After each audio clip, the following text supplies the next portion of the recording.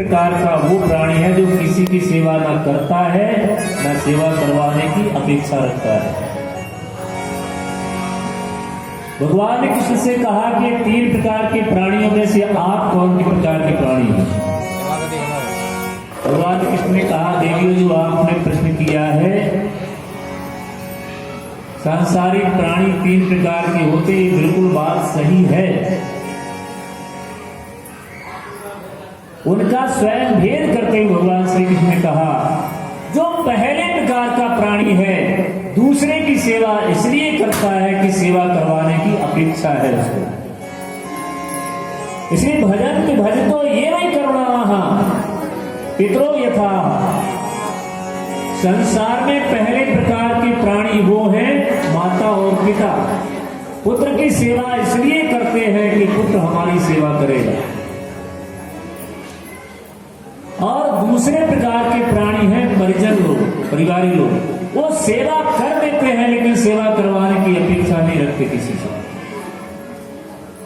और तीसरे प्रकार का प्राणी तो वो है जो ना किसी की सेवा करता है ना सेवा की अपेक्षा रखता है। जो परमहंस महात्मा होते हैं वो किसी की ना सेवा करते हैं और ना किसी की सेवा से अपेक्षा रखते हैं। इसलिए 3 प्रकार के प्राणियों में, और देवी जो आपने कहा है कि आप इन प्राणियों में से कौन प्रकार के प्राणी हो, भगवान ने कहा कि देवी हम इनमें से एक भी प्रकार के प्राणी नहीं है जो आपने कहा है।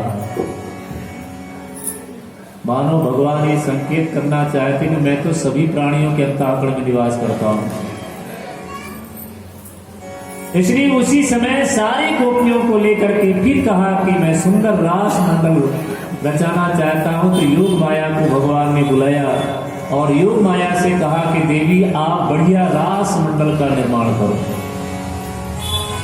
और जब रास मंडल का निर्माण करने के लिए योग माया को भेजा तो भगवान ने यहाँ विभिन्न प्रकार की गोपियों का आवाहन किया और वो सारी की सारी गोपियां भगवान के पास में आती हैं। वर्णन आता है कि श्रुति रूपा गोपियां, जो श्रुतियां हैं वही गोपी बनकर के भगवान के इस रास मंडल में उपस्थित हुई। ऋषि रूपा गोपी कल मैं आपको बता रहा था, ऋषि ही गोपी बनकर के आए।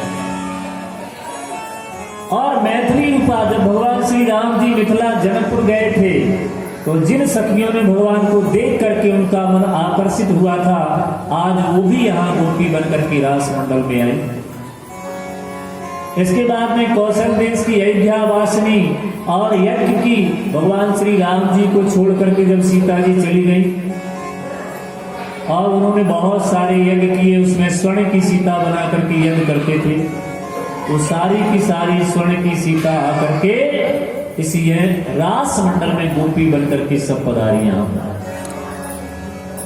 और बृहस्पति, पुलंद की कन्याएं, लक्ष्मी की सखियां और भूदेवी की जो सखियां हैं, ये सारी की सारी गोपियां बनकर के भगवान की रास मंडल में आकर के उपस्थित होती हैं।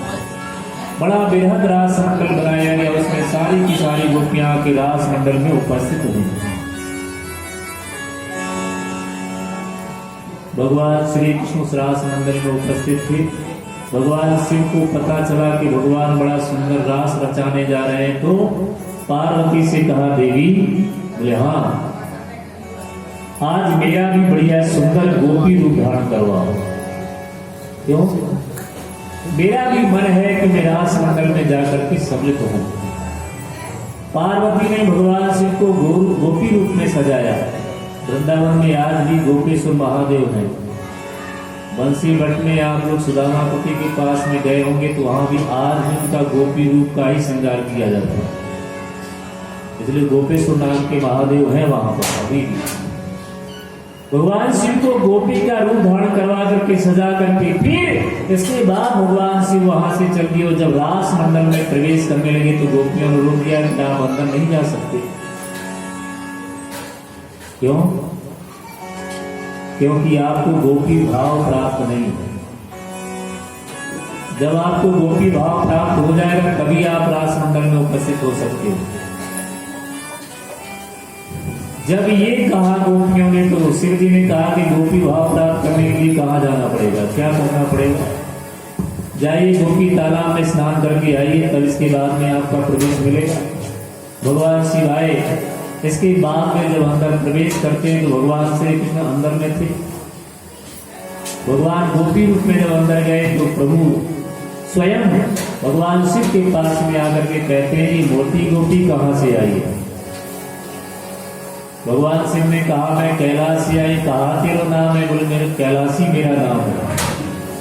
धीरे से भगवान शिव ने कहा कि यहाँ भी चैन नहीं पड़ा, यहाँ भी आ गए। बोले आपकी प्रत्येक लीला में सम्मिलित होता हूं तो ये कैसे छोड़ देता? इसके बाद में भगवान ने कहा ठीक है, आप सम्मिलित हुए। अनंत गोपियों को भगवान ने वहां पर आवाहन किया। रासोत्सव संप्रवृत्तो गोपी मंडल मंडिता योगेश्वरेण कृष्णेन तासां मध्ये द्वयो द्वयो और प्रविष्टे गृहीता नाम कंठे स्वनकटम स्त्रिया। भगवान बहुत सारे गोपियों के साथ में उस रास मंडल में उपदेश और उपस्थित होते हैं। उपस्थित होने के बाद में स्वयं राधा जी को लेकर के भगवान रास मंडल के मध्य में जाकर के उपस्थित हुए।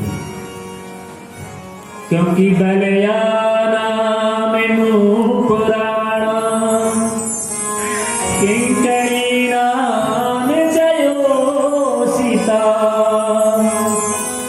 संप्रियाणाम शुभो शब्द तुम्हें रास मंडले। और उसके बाद में भगवान सारी गोपियों को लेकर के रास मंडल में उपस्थित हुए। इसके बाद में सारी गोपियों को यही लग रहा है कि प्रभु हमारे पास में है।